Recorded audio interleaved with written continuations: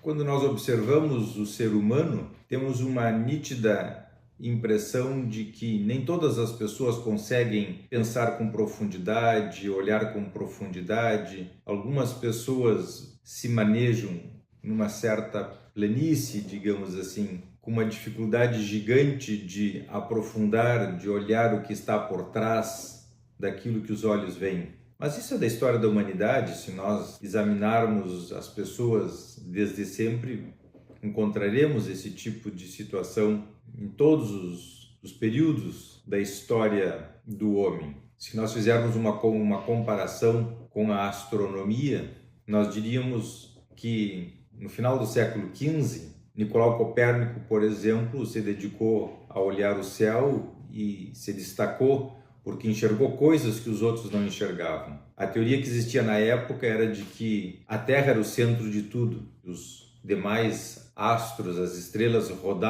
giravam em torno da Terra. E ele discordou, olhou e disse: não, o centro é o Sol, a Terra gira ao redor do Sol. Isso foi uma novidade, porque ele viu algo que ninguém tinha visto. Depois descobriram, anos depois, em 1608 especificamente, o telescópio, a primeira luneta dita astronômica com lentes, e Galilei então pôde olhar o céu com mais profundidade, com mais detenção e descrever coisas que até então não tinham sido descritas. Foi terrivelmente mal visto porque passou a dizer e falar de coisas que até então não se julgavam existentes. Ao discordar e ver coisas que os outros não viam, passou a ser considerado um dissidente, um problema para a sociedade daquela época, sociedade religiosa em especial. Foi perseguido, condenado em função da sua visão, digamos assim, mais profunda, porque o padrão era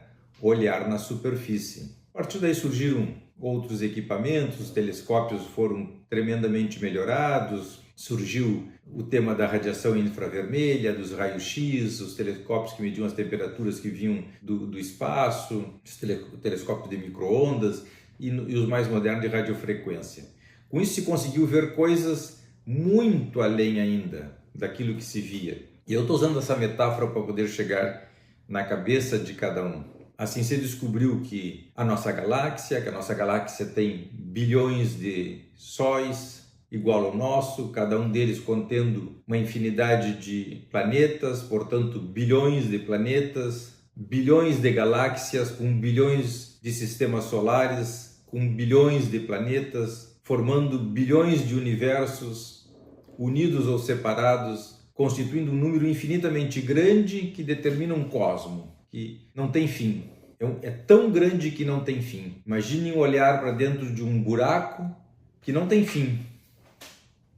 Que até onde os aparelhos são capazes de medir, não tem fim. Agora vamos pegar esse modelo e trazer para dentro do psiquismo humano. Tem pessoas que são incapazes de ver o que tem dentro de si, dentro do outro. É como se olhassem para um céu totalmente nublado e dissessem: não há nada. Ou para uma noite com poucas estrelas e vissem só o comum. As Três Marias, o Cruzeiro do Sul, Marte, vermelhinho. E esse fosse o mundo. E se regem, se manejam dentro dessa verdade, dentro desse contexto. Esse é o mundo que eles vivem. O que é visto, o que é conhecido, e tudo cabe aí dentro. Mas algumas pessoas não, algumas pessoas olham além, enxergam o que os outros não veem. E tem grandes complicações, grandes problemas para se relacionarem, porque falam de coisas que os outros não conseguem entender ou acompanhar e sentem coisas à semelhança do que vem do universo através de diferentes canais de comunicação. As percepções de inconsciente para inconsciente, as transferências, as palavras que carregam conteúdos do inconsciente e são sempre representantes de grandes conteúdos, afetos, sensações, e mobilizam nas pessoas, que se mobilizam umas às outras através daquilo que dizem e pensam.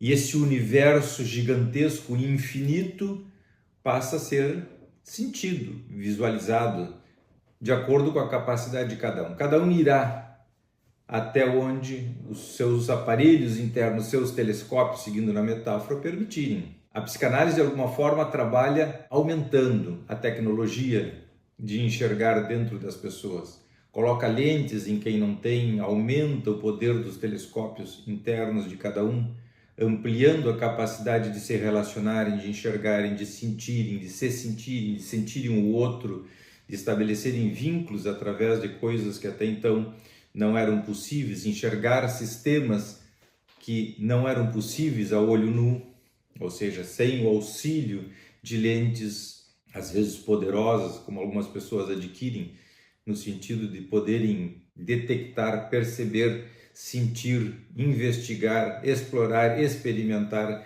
coisas que fogem da média da população mundial. Nós sabíamos que a média da saúde mental da população mundial não era muito alta. A pandemia nos mostrou que ela é muito mais baixa do que nós imaginávamos.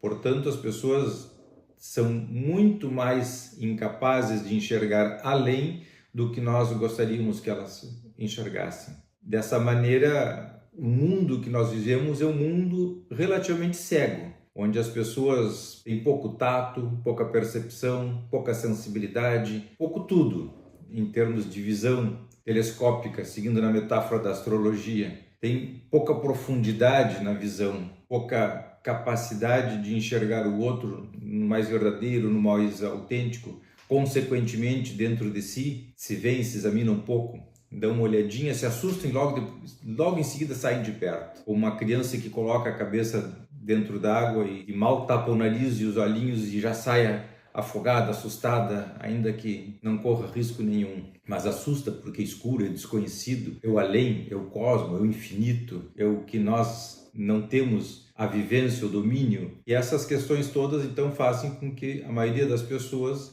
viva na superfície.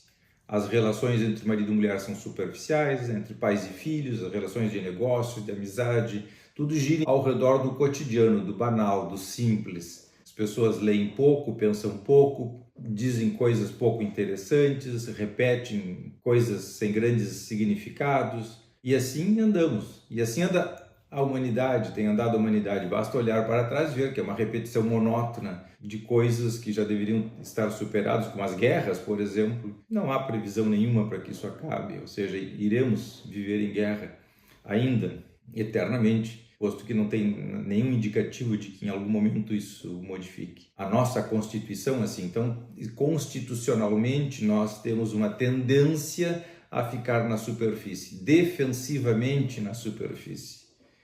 Nos defendemos daquilo que é diferente, daquilo que vem de fora, daquilo que foge do cotidiano, daquilo para o qual nós não nos sentimos preparados para enfrentar, para olhar e assim sucessivamente. Dessa maneira, somos pessoas que vivem na superfície, que vivem no plano, que vivem na rotina, com pouca capacidade criativa nas relações humanas e nos sentimentos e nos afetos e tudo mais. Não tem nenhuma previsão de que isso vá mudar. Quem se dedica a estudar e observar o ser humano, não existe nenhum relato de que em algum momento isso possa modificar. Ou seja, essa é uma variável que ficou, se instalou e se transformou em algo fixo dentro da espécie humana. A nossa estrutura psíquica é dessa forma e, por enquanto, em alguns milhares de anos ficaremos assim.